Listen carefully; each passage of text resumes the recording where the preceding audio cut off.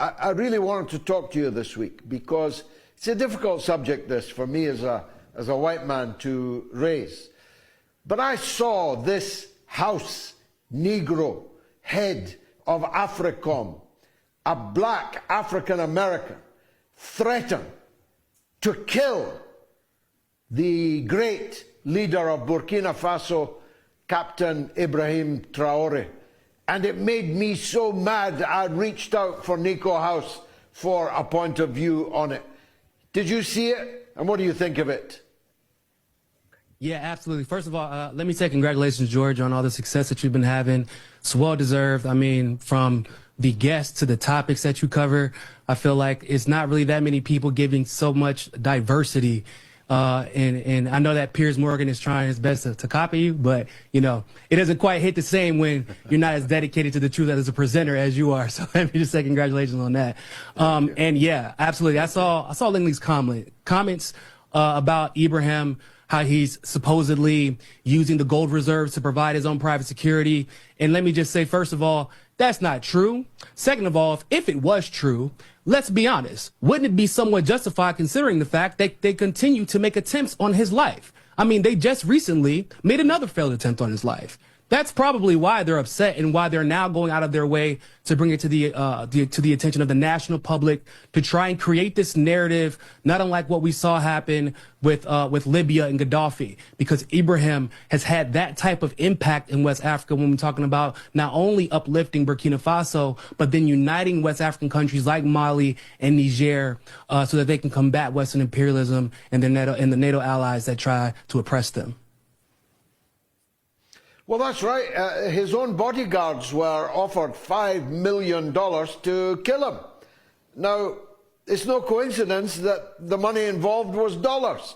The United States and France are determined to do to Captain Traoré what they did to so many others. In Burkina Faso, to the great Thomas Sankara, in the Congo, to the great Patrice Lumumba, and so many other leaders that they have dispensed with extreme prejudice because their own interests were threatened by an African leader who's actually governing in the interests of his own people and not of the empire.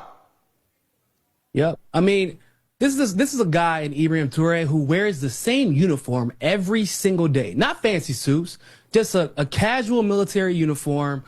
He has no type of luxury. No one in the government is permitted to live any type of luxury. You know what he has done with the gold in Burkina Faso? What he's done is nationalize 2 gold mines that would have otherwise been sold for actually far less than what they're making after he nationalized it. That money is going towards the people. And the reason that no one in the government is allowed to live a life of luxury is because until the people of Burkina Faso can live that type of lifestyle, legally, without corruption, then he believes that no one in Burkina Faso should be allowed to live that type of luxury, especially members of the government.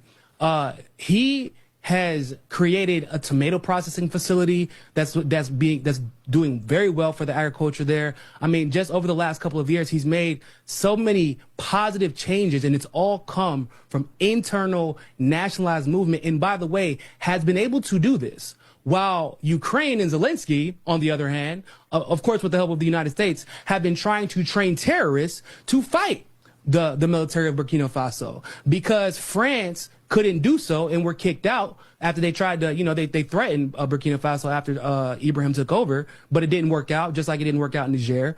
And even though they've been combating terrorism that has been brought about by the United States and helped and funded by Ukraine, Zelensky actually bragged about training terrorists actually recently.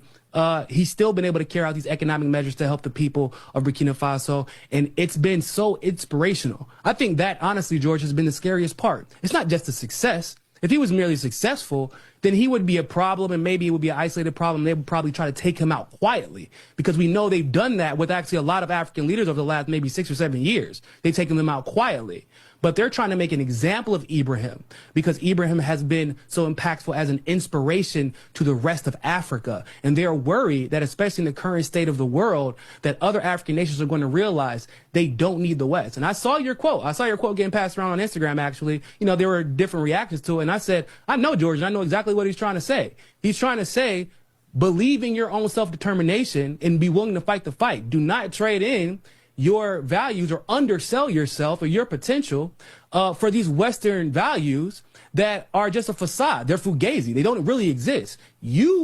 Africans have so much potential. They're so naturally good at everything. I mean, whether it comes to engineering, medicine, anything in between, they do so much more with much less. That how can you not believe in your own potential? And I was telling people, I'm like, he's telling Africans, don't sell yourself short. And I understand how the message can, you know, be received the wrong way because of you being white. But I was saying it doesn't matter if he's white, he's telling the truth. Because I know other Africans like David Huyeden, who reports from Nigeria.